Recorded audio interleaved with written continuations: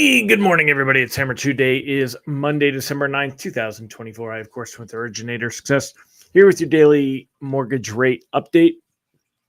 The only place on the web where you guys get to be a part of the conversation. Appreciate you joining me. Remember, you can join me live each and every weekday morning, 9:30 a.m. Eastern Time. Broadcasted to you on Facebook and YouTube. Here in the office today, it's a nasty, rainy, wet day here in the Smoky Mountains, but it is what it is. Tomorrow I'll be coming to you from Arizona. Probably a lot warmer and a lot drier, but we'll see what that's like. I won't see much of it because I'll be in the hotel, and that's about it. Airport, hotel, airport, done. In and out on this one. So if you're watching on the replay, don't forget to give me a hashtag replay if you're here live. Say good morning. Don't forget to smash that like button, tag an hello friend. Share this post in a group if you're on YouTube. Don't forget to give it a thumbs up and subscribe and all that good stuff. Let's say hi to the live folks. Who do we got here this morning? Say good morning. Mr. Jeremy Lowe, ready for some great news. Pressure every day, man. Every day, Jeremy. It's never enough. Amy Blauser, good morning. Angela Walters, Colin Jordan, great to see both of you as well. Hope you all are doing well. How's your weekend, everybody? Mine was good. Same old, living the dream. Had some friends in from out of town. We hung out in Asheville and did the Holiday Lazoom tour bus thing, which was fun, and saw the lights in the Arboretum at night. So we had a good time. We had a lot of fun. What did you do this weekend? Let me know in the comments. Good morning, Mark. Good morning. He said Hamsky. Good morning, Mark in Mortgage. Is that Mark Kariski? What Mark is that? Mark A. Clark. Good morning, Mr. Mark. Carrie Early, Allison Foy. Great to see you as well, all. And it's quiet this morning. Maybe that text is just hitting. We'll see. We'll let everybody join in. We'll give them a moment, but we're going to get to the good stuff. Let me go ahead and click over. Good morning, Ms. Monica Dinkins, Rob Stewart, Megan Lindberg. Great to have you all here as well. Candido, good morning, sir. Great to have you. So this morning, y'all will notice that rate sheets should be about the same as Friday. Friday, some of the best rate sheets that we had. Take a look here. You'll see that mortgage-backed securities, see where the arrow is floating. We're testing some technical resistance that could be capping how much better you're going to see rate sheets get, if anything, from here. Good morning, Deb Dickinson, Kenny Rivard. Colin, sorry to hear about your rained out golf outing. Yes, definitely not the same. I can give you an analogy, but we won't go there. Take a look, though, y'all, as we're taking it in. You'll see mortgage-backed securities. They are testing this 100-day moving average resistance level. You can see that Friday, it shows just a hair above it. We really kind of closed right at that. It was 101.50. The 100-day moving average shows at 100.48. That is not enough to say that we really broke above it at all. Today, we started the day a little bit lower here, testing once again to see how we do on this. If we break through it, it opens the door for some further improvement, but it could be showing. Remember, back here down in November 18th, those were that's kind of where mortgage-backed securities were at some of their low points here. And we've really had a nice run up since then. If we take a look at Mortgage News Daily, use that as a reference point, the 19th, the 18th here, those were our worst rates, 7.08. And then today we were up at 6 5/8, 6 3/4. They showed a really big jump on rate sheets on Friday, improving. Did y'all see that much improvement on Friday? I would not say that there was that much. It seems a little much given what we saw happening in bonds, but maybe that actually did happen. I don't know. So curious if you guys can fill me in. Did you see, what were your rate sheets like on Friday? How much better were they really? Oh, it's chasing me around. I'm over here, but that's center. I feel like I should be. You make it work there. Let me pull this down a little bit. All right. Anyway, I can also back up. That helps. So looking here, 6.68. I mean, that was a big improvement on Friday. But when you take a look at mortgage bonds, I mean, Thursday we were at 101.37. Friday we're at 101.50, maybe 55. So there was about a 20 basis point improvement. So maybe it does justify that much of a move. I don't know. It seems a little bit high, but you could see here, this is the the 5-day chart, let me bring this up a little bit higher so you guys can see it a little clearer. There you go. So taking a look here at the 5-day chart, we improved quite a bit up through on Friday, Wednesday, Thursday, kind of capped out on Friday, and you could see it was struggling. This morning, we're down a little bit from there, just down about 4 basis points. It's not a huge move lower, but like I said, you could see it here very clearly. We're testing the 100-day moving average. And after seeing, you can see this trend upward, after seeing things improve for the last couple of weeks, it's just they've been very, very slight improvements day to day to day to day. Like this, like just down a little bit better, down a little bit, down a little bit, down a little bit, down a little bit, down a little bit, actually up a little bit, down a little bit, down a little bit. We've just very, very small improvements, but it looks like we could be poised to see things creep up a little bit. So rate sheets, like I said, about the same. Reprice risk on the day is moderate. We've seen them bouncing around a little bit this morning. Right now, mortgage-backed securities are down 4 basis points. 10-year Treasury yields at 4.17 to 4.18. We'd round this to 4.18 right now.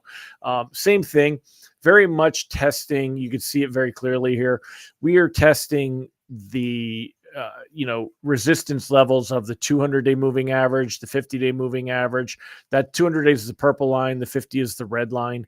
We're just kind of holding there near those levels, and it just doesn't seem likely that we're going to break very far below those. We could, in theory, drop down into 3.99, 4.0 here, but I just don't think that's going to happen. I don't think we're going to see any kind of improvement on that. The only thing that could help that happen, we have nothing going on as far as economic data this week. It's quiet. Today there's really nothing here. Tomorrow there's really not anything either. Wednesday we're going to have the CPI inflation data, consumer price index. That's, of course, the main report for the week.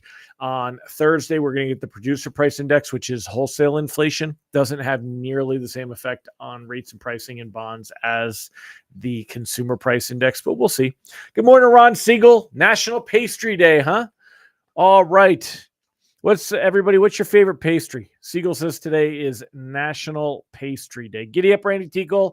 Hello, Mallory Fodiatis, Mike Schmogen, Christy Rezor, Lisa Norman.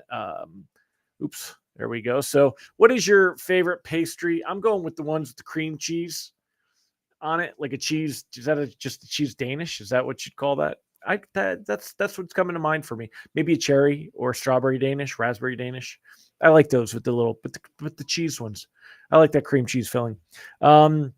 Julia Lawrence, Tina Brumond. Good morning, Yasmin Martin, James Mahan. And so let me know what your favorite pastry is in the comments. But as far as what we've got going on, those are the two main things happening this week. It's going to be the inflation data. If we take a look here, big expectations on Fed cutting rates the 18th. It's up to almost 90% of an expectation that we're going to have a quarter-point rate cut for December. But then markets are basically pricing in the idea that it's much more likely that the Fed will pause, maybe see another cut by March. And then as we work into later in the year, possibly Fed funds rate somewhere neutral, Fed funds rate 3.5 to 3 3/4. So we're keeping an eye on all that. But the reality is, unless this inflation report comes in really low and surprises everybody, it's unlikely that we're going to get much more improvement from here. So we're going to cautiously float to start, but we're definitely going to be watching for signs of losing ground. Like I said, right now we're down about 5 basis points. If this ticks worse on the day, goes in the wrong direction, I would strongly consider locking anything closing near term, anything risk averse. Even if it doesn't, if it looks like we're capped out here, you see mortgage bonds capping out, I would consider locking. Let's go ahead and take a look at the headlines together. You guys go ahead and make your notes. What is your favorite pastry? Let me know in the comments. What is your favorite pastry? We're going to circle back and talk about those in a minute or two. But for now, let's go ahead and take a look at the headlines together and talk about what we got going on this morning. Main news is what was going on over in Syria, chasing out of the family that's been in charge for about 50 years, the Assad family. So the ouster of Syrian President Bashar al-Assad shattered Iran's network of influence in the Middle East, but Israel, the United States, and Arab powers must now deal with the risk of instability. thank goodness I'm going into politics. Thank goodness Trump is going in, and Trump has been very clear that he does not want us to be involved in these external countries and these other wars, because we don't need to go in there and make a mess of this like we have everywhere else. It's not our job, not our problem. And, but we'll see what happens. I'm sure there's going to be a lot of things behind the scenes, but we won't be sending major troops there, is what that looks like. Not really affecting rates, though. That really is not sending a flight to safety. It's not a big risk. Although there's the talk of geopolitics, it's really not anything that's going on there. This was an interesting article this morning. Trump tells NBC he has no plan to remove Powell as Fed chair. That's good, because Powell's here till 2026 anyway. We have kind of the regulations and constitution already there, so the rules are kind of set. And even though Trump likes to talk about breaking the rules, he really doesn't have any pull to get rid of Powell. And Powell said he's not going anywhere. So, Trump says can't promise tariffs wouldn't raise prices for Americans. Remember, this would be inflationary. Inflation, not good for mortgage rates. Singles out Canada, Mexico, and comments on U.S. trade balance. I'm not going to go too deep on this because there's so much for this to play out. But President-elect Donald Trump said he has no plans to replace Federal Reserve Chair Jerome Powell once he returns to the White House, saying, I don't see it. Powell, whose term as Fed chair expires in May 2026, told reporters last month he wouldn't step aside early if Trump asked for his resignation. If you go back and watch their press conference on YouTube, they make it sound like so whatever here. He was just funny. They were like, would you resign? He's like, no. Just like that. No. That's it. So it was fun. Good morning, Nathan Einkorn. Thank you for the shout out on Facebook. For those of you that don't know, Nathan is a long time. I'm going to do a shameless plug here. Nathan is a long time Originator Success member. And as an Originator Success member, he said, today we closed a $1.5 million jumbo VA one-time closed barn dominium for a veteran that was told by 3 other lenders it couldn't be done, because Nathan is cool like that. And he said, they found me on Google. Oh, there it is. They found me on Google. Thank you, Originator Success. So if you would, I can't make you as cool as Nathan Einkorn. Sorry, no promises there. But if you'd like to find out more about what we do on Originator Success and help you get found on Google and social media, like my man, Nathan Einkorn, also Dave Holland, go back to these things. Is Hammer's responsible for multiple Google deals for us. Great job. Highly recommend. So there's some wonderful glowing endorsements from our members. We appreciate you. And thank you for that shout out, Nathan. Appreciate it. But if y'all would like to find out more about what we do, how we can help you get loans from Google and social media, go to originatorssuccess.com. Schedule a demo with Austin. Let him show you a little bit. There's no obligation. Austin's not a big salesperson. He'll leave you better than he found you, tell you about what we do, also help you with your online branding and all that stuff. So go check us out. Otherwise, as far as the other stuff going on, there's really not much. Remember, you can go ahead and sign up for our written lock advice emails, www.ratelockadvice.com. Get those delivered to your inbox each and every weekday morning. They look kind of like this. Let's see if I can. There's a little bit of it. There you go. See, they look kind of like that. So check those out. You can also sign up for our text alerts, www.ratetextalerts.com. And if you want a live reminder that I'm going live each morning, check us out at hmmr.io/reminder. Get a live reminder that I'm going live as well. So, all right, my friends. Well, let's talk about what you liked in pastries. If anyone's got any questions, let me know. Dan Crowley, you are awesome. Live but late. Just had a phone call from Google Reviews. Thank you, sir. That is awesome. I hope it turns into a deal. Of course, we can't make everything a deal, but we certainly do want it to. I'm mirrored here. I gotta do this. Hold on a minute. Ready? I'm doing my screen capture. Hold on. I gotta smile at the camera. There we go. All right. There we go. We got the dad joke of the day. I'll save this for later, and then I'll come back to that. So we got the dad joke of the day. Randy said, I like to think I am cool just because I know Nathan Einkorn. Dude, you would be cool. And you are also a very cool guy and helping vets. So does Jerry Avila, another Vet VA member. You guys are awesome. Karen Cabrera, good morning. Nathan Einkorn's joke of the day. I thought the dryer was shrinking my clothes. Turns out it was the refrigerator all along. That one hits too close to home, my friend. Too close to home. So the question of the day is what what the heck do they call those? We said, what kind of pastry do you like? National Pastry Day, according to Mr. Ron Siegel. What kind of pastry? What is your favorite pastry? I said I'm going with a cream cheese Danish. Deb Dickinson, she said chocolate croissant. Schmulgen's going with an eclair. Oh, dude, that's like a long Boston cream donut. They are damn good. I got to go there. Julie Lawrence, Danish is her fave too. Apple or raspberry. I left out apple, but apple Danishes are good. Apple turnover for Miss Martin. Croissants for Mallory. She doesn't like it as sweet, but croissants are definitely a great pastry. Apple turnover. Yeah, Monica Dinkins, I'm with you.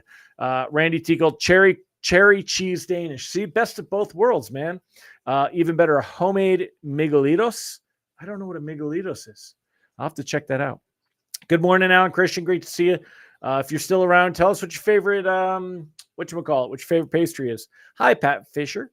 Pat Tenney. You're Pat Fisher, Tenney. You were Fisher. Was that your maiden name?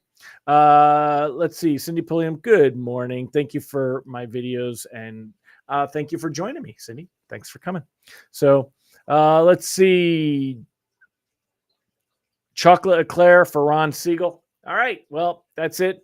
Ron said he loves our veterans, doing a show on Thursday with Lauren Dunn from VMA on VA loans. And Ron's a VMA member as well. I've got friends in Veta VA and Veteran Mortgage Advisors, both great organizations that are dedicated to actually doing the right thing and helping out the vets. So always appreciate all of you.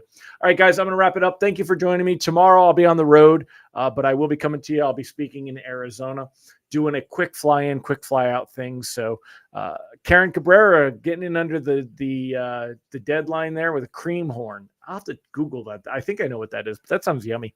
All right, my friends, I'll see you guys tomorrow morning. Have a great one.